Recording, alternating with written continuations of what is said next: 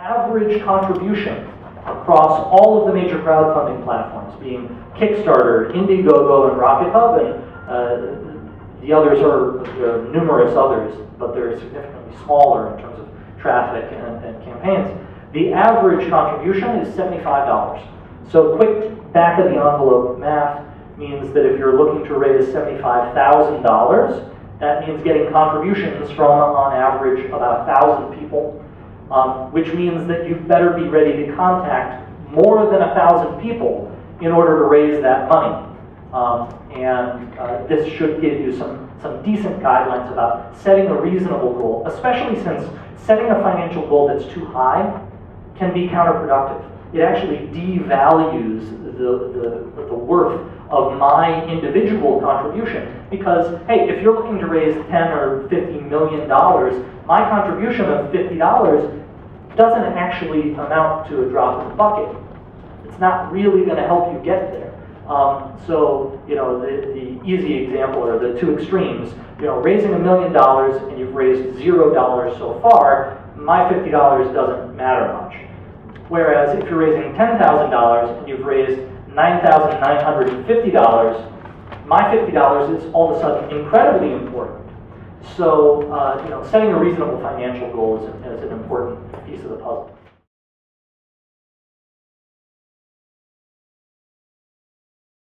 I like to say plan the work and work the plan, which means you should start by planning the project itself well, then move on to organizing your contacts, your database, etc.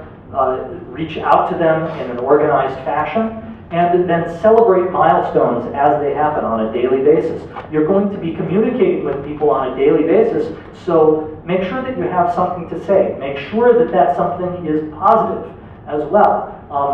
No need to hit people with the request again and again and again, but if you are reminding them about the campaign, saying, hey, it's so exciting, we just hit the 10% mark.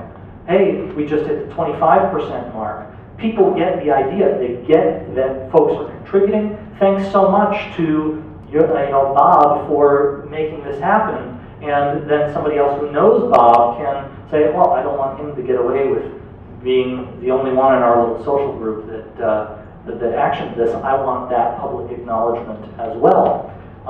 So celebrate the milestones and then close strong.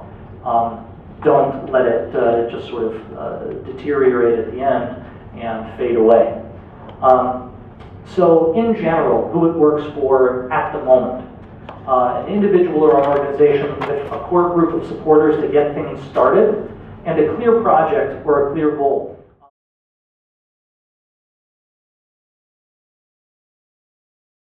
There are a couple of very common pitfalls that folks wander into.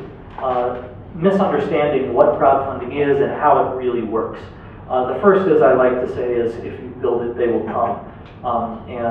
Folks younger than me generally don't get this reference, but it's a good Kevin Costner movie. Anyway, the idea that if you build a pretty enough project page, if you make a nice enough video and put it on the right crowdfunding platform, that the money will start to appear. The fact of the matter is that if you build it and tell nobody about it, nobody will come.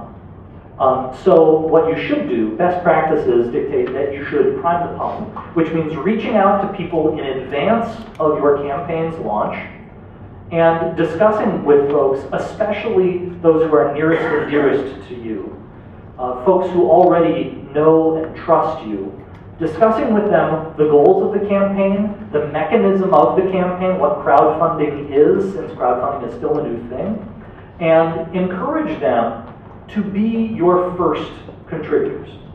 Because online especially, folks bring their skepticism with them, so if you manage to blast the whole world with your message immediately upon launch, and you drive a whole lot of traffic to your funding page when you have raised $0, there are a lot of folks who will come, strangers who have not met you, who will come to the campaign page, see it, and say, it doesn't really smell right, because in the end, you know, his mother hasn't given him $50 yet. What's wrong? Why don't his friends trust him enough to fund the project? And strangers aren't going to come back and check up on the campaign in a week or a month. So you have to capitalize on those, that traffic when you can. And that means, in general, priming the pump, having a soft launch with folks who already trust you, and then publicizing the project on a wider basis once you already have a little bit of traction, momentum. It will result in a higher degree of success for you.